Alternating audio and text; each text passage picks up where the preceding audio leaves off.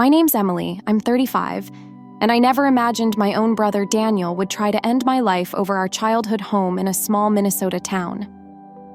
3 months after Dad passed away, Daniel and his wife, Vanessa, showed up with a stack of papers and a plan that turned my world upside down. I can still feel the weight of Daniel's boot on my chest, my head throbbing as blood pooled on the wooden floor Dad used to polish with pride. Vanessa's icy voice echoes in my nightmares. "Do it, Daniel. Finish her." I thought I'd die in the house Dad worked his whole life to keep for us. Before I tell you how I survived and fought back in ways they never saw coming, drop a comment to share where you're reading from. If family ever betrayed you over money, hit like and follow my story. Here's how it all unfolded and how I reclaimed my life. Growing up, our 2-story house on Maple Street was my safe haven. It sat in a quiet town where neighbors knew your name and waved from their porches. Dad bought the house when he married Mom, picturing it filled with kids, love, and laughter. For years, it was just that. Daniel, 2 years older, and I would chase each other down the stairs, build blanket forts in the living room, and spend summer nights in the treehouse Dad crafted in the backyard. But everything changed when I was 8. Mom left us without a word, packing her bags while we were at school and running off to California with a man she met at yoga class. Dad never spoke ill of her, just said she needed to chase her dreams. She never reached out. No calls, no letters, no birthday cards. It was like we vanished from her life. Dad became our rock. He worked long hours at the factory, his hands calloused from extra shifts to keep the house. "This is our sanctuary," he'd say, his voice steady as he tucked me in. "Nothing can take it away." I clung to those words like a lifeline. As teenagers, Daniel and I drifted apart. I stayed close to Dad, working at the local grocery store after school to help with bills and driving him to the doctor when his arthritis flared up. Daniel, always the brainy one, won a scholarship to a fancy business school 3 states away. When he visited, he seemed embarrassed by our simple life. "This house is old, Dad. Sell it and get something modern," he'd say over holiday dinners. Dad would just chuckle and say, "A house isn't a home, son." After college, Daniel transformed into someone I barely recognized. The brother who once shared popsicles on the front steps was gone, replaced by a guy obsessed with money, designer suits, flashy cars, and a high-flying job at a financial firm in Minneapolis. That's where he met Vanessa, a stunning woman with sharp eyes and a sharper tongue. The first time she visited, she walked through our house like it was a museum of outdated relics. She called Dad's cherished oak table rustic and suggested he move to a retirement home with better amenities. Their lavish wedding at a country club felt like a scene from a movie we didn't belong in. Dad and I, in our modest clothes, stuck out among Daniel's wealthy friends. Dad's heartfelt speech brought tears to my eyes, but I overheard Vanessa whisper to a guest that it was embarrassingly sentimental. When Dad was diagnosed with cancer 3 years ago, I left my job at the elementary school office where I'd worked for nearly a decade to move back home and care for him. Daniel promised to visit, but showed up only once, leaving early for a work emergency.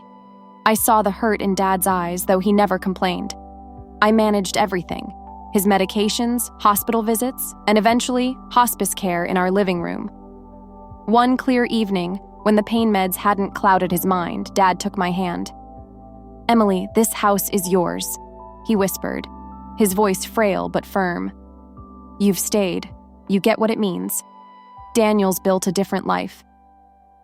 Tears fell as I promised to honor his wish. The next day, he met with his lawyer to finalize his will, a rare smile on his face. Dad's death left a hole in my heart. I'd sit in his bedroom, holding his worn wallet or tracing the pages of his half-read book. The house felt too quiet, like it was holding its breath. Daniel and Vanessa came for the funeral, and for a fleeting moment, as we stood by Dad's grave, Daniel's arm around me felt like the brother I'd lost. But Vanessa stood apart, glancing at her phone, her designer dress out of place in the somber crowd.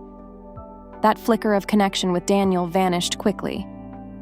After the funeral, as we cleaned up the kitchen, he cornered me. "We need to sell the house," he said, his tone cold. "It's worth a fortune now." I shook my head. Dad wanted me to keep it. His eyes darkened, but he left without another word, Vanessa trailing behind him. 2 weeks later, we met with Dad's lawyer, Lloyd Peterson, in his cozy office lined with family photos. Daniel and Vanessa arrived late, dressed like they were closing a corporate deal. The will was straightforward. I inherited the house with a plan to pay Daniel half its value over 5 years, no interest. Dad's savings were split evenly, and we'd share his belongings. Daniel's face stayed blank, but his clenched fists gave him away.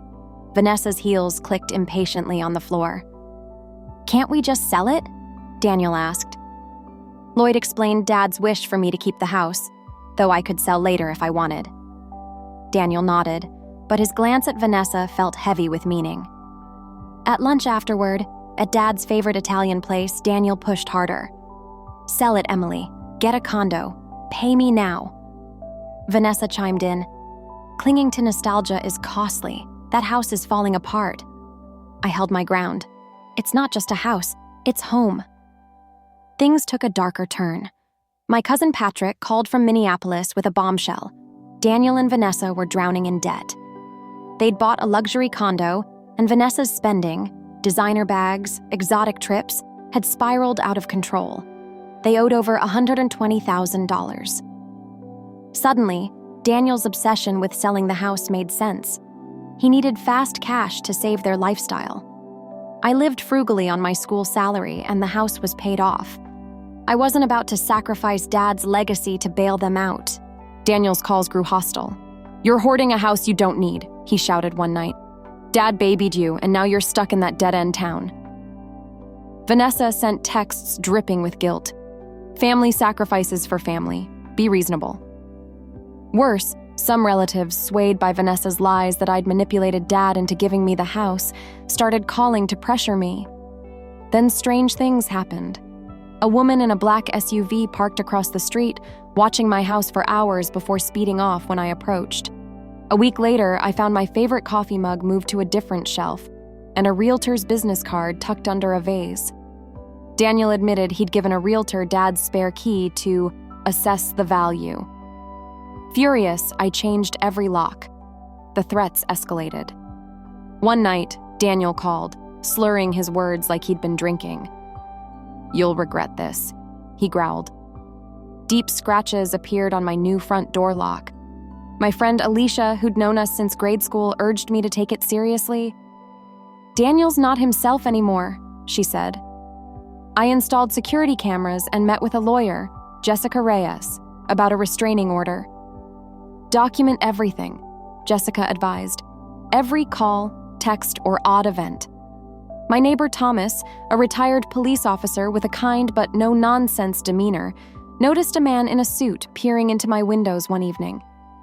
"Looked like Daniel," he said. "I'll keep an eye out." Sleep became impossible. I'd check the locks obsessively, haunted by dreams of Daniel chasing me through a flooding house. One day, I was horrified to find my house listed for sale online, complete with photos of my bedroom, my kitchen, even Dad's old armchair. The listing called it move-in ready. The realtor, a friend of Vanessa's, claimed Daniel had given her permission. Jessica sent a cease and desist letter and the listing came down, but Daniel's text turned menacing. "You can't hide forever, Emily." My health started to crumble. My blood pressure spiked, I stopped eating, and I'd cry in the school bathroom during breaks. My boss, noticing my exhaustion, suggested a leave of absence. But Dad's voice in my head, "This house is our safe place," kept me fighting. One chilly morning, a letter with no stamp slid under my door, written in unfamiliar handwriting. "Sell now or lose it all." It reeked of cheap cologne, not Daniel's usual scent. Thomas's security camera caught a hooded figure dropping it off at 2 a.m. "That's not Daniel," Thomas said, squinting at the footage. "Someone else is involved." Jessica suspected it was a hired thug, common in desperate financial schemes. I added motion sensor lights and a new alarm system, but fear followed me like a shadow. I'd jump at every creak in the house, my heart racing. On a bright Saturday morning, I was sipping coffee on the porch when the doorbell rang. My camera showed Daniel and Vanessa standing there, him clutching a folder, her in a tailored suit with a smile that didn't reach her eyes. Daniel's calm demeanor unnerved me more than his anger ever had. "We just want to talk," he called through the door, his voice too smooth. "A solution that works for everyone." Against my better judgment, I opened the door, keeping the chain on at first. Their calm insistence wore me down, and I let them in, my pulse hammering. We sat at the dining table where Dad used to carve pumpkins with us. Daniel slid the folder toward me. "Take out a mortgage for 70% of the house's value," he said. "Pay me my share now, and you keep the house." Vanessa nodded, her voice syrupy. "It's a win-win, Emily." I saw through it immediately. "You want me to go into debt to fix your financial mess," I said. Daniel's fake calm shattered. He shoved his chair back, grabbed my hair, and slammed me against the wall. A framed photo of Dad and me fell, glass splintering. Pain exploded in my back. "Sign it!" he roared, throwing me to the floor. My head hit the wood, blood trickling into my eyes. He kicked my ribs, once, twice, 3 times, each blow stealing my breath. Vanessa stood frozen, her face blank, like she was watching a play. I curled into a ball, my vision blurring, tasting blood in my mouth.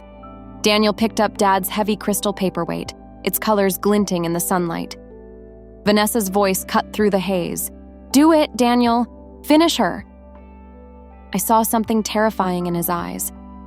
My brother was gone, replaced by a stranger willing to kill. Then the back door burst open. "Police! Stop!" Thomas shouted, holding his phone, recording everything. Daniel froze, the paperweight raised. Vanessa's cool mask cracked, her eyes wide with panic. "Drop it," Thomas ordered. "Cops are on their way." Daniel stammered, "She attacked us." But Thomas didn't flinch. "I've got it all on video, including your wife telling you to kill her." Sirens wailed closer. Vanessa tried to fake tears, but Thomas wasn't buying it. "Family doesn't do this," he said, his voice heavy with disgust. Paramedics rushed me to the hospital, where I learned I had 3 broken ribs, a severe concussion, and a gash on my head that took 22 stitches to close. Bruises covered my arms and legs. Detectives took my statement, and Thomas's video was undeniable proof. Daniel and Vanessa were arrested for assault and attempted coercion. I spent 5 days in the hospital, Alicia by my side, bringing me soup and holding my hand. "That video will bury them," she said. My Aunt Susan visited, tears in her eyes, apologizing for believing Vanessa's lies about me scheming to steal the house. Returning to the house felt impossible. The floors were clean, but I could still see the blood, feel the kicks. I stayed with Alicia, sleeping on her couch, haunted by nightmares of Daniel's rage and Vanessa's cold words. A doctor diagnosed me with acute stress disorder, warning it could become PTSD. Then Jessica uncovered something chilling. A hidden lockbox in Dad's study, tucked behind a loose wall panel. Inside were documents about a factory accident from years ago, faulty equipment, injured workers, and a cover-up to protect the company's profits. There were photos, handwritten notes, and a name. Thomas Sterling, Daniel's boss at Sterling Tech. Did Daniel want the house to find these papers? Was he protecting his company's secrets? Jessica hired an investigator, Mark Evans, to dig deeper. Mark discovered Sterling Tech had profited millions from the cover-up, and Daniel might have been tasked with retrieving Dad's evidence. The hooded man who left the threatening letter was likely Victor Kane, a fixer for Sterling Tech. "They'd do anything to keep this buried," Mark warned. I upgraded my security again, stronger locks, better cameras, but lived in constant fear, checking corners and jumping at shadows. The trial was grueling. Thomas's video played in court, and Vanessa's "finish her" sent gasps through the room. Bank records revealed their $160,000 debt, Vanessa's luxury purchases, and Daniel's failed investments in risky stocks. Text messages showed they'd planned to force me to sell, even discussing removing me if I refused. Daniel tried to pin it all on Vanessa, claiming she manipulated him. She claimed she was afraid of him. The judge didn't buy either story. Daniel got 10 years in prison, Vanessa 5, with restraining orders barring them from contacting me. I felt no victory, just a hollow ache for the brother I'd lost. Going back to the house was like walking into a ghost story. The walls were repainted, the broken glass gone, but the air felt heavy with betrayal. Alicia and Thomas helped me rearrange the furniture, trying to make it feel new. In Dad's study, I found a letter in his handwriting, tucked in a drawer. "This house is our soul, Emily. You've kept its heart alive. Daniel, I hope you find your way home." I broke down, knowing Dad would have been shattered by this. To reclaim the space, I painted the kitchen a vibrant yellow, Dad's favorite color, and turned his workshop into an art studio. I started painting, bold, messy canvases that let out my pain. Soon, I began teaching art classes for local kids, their giggles filling the house with light again. Mark's investigation led to Victor Kane's arrest for unrelated crimes, and he confessed to working for Sterling Tech, pressured by Thomas Sterling to scare me. The FBI took Dad's lockbox, launching a probe into Sterling Tech's cover-up. I decided to sell the house to a young couple with a baby, sharing only its happy memories. Our treehouse summers, Dad's laughter. With the money, I bought a cozy bungalow near the school and founded the James Reynolds Art Center, offering free art therapy for trauma survivors. The kids' paintings full of color and hope helped me heal. A year later, Daniel sent a letter from prison, apologizing and begging to reconnect. I visited once, seeing a flicker of the brother I loved, but told him I needed proof of real change. Vanessa's manipulative letters stopped when I ignored them. Mark, who'd become a close friend, slowly became more, a steady, kind presence who shared my love for quiet evenings and gardening. I enrolled in a master's program in art therapy, planted a garden in Dad's memory with his favorite sunflowers, and built a new family with friends like Alicia and neighbors like Thomas. Daniel's betrayal taught me that home isn't just a place. It's the love and strength you carry inside. I'd love to hear your stories of overcoming betrayal in the comments. Like and follow if my journey resonates with you. I'm Emily, living life on my terms, proving that the best way to fight back is to shine brighter than the darkness ever could. Share your betrayal stories below. Like and subscribe for more. I'm Emily, living my way, proving the best revenge is shining brighter than before.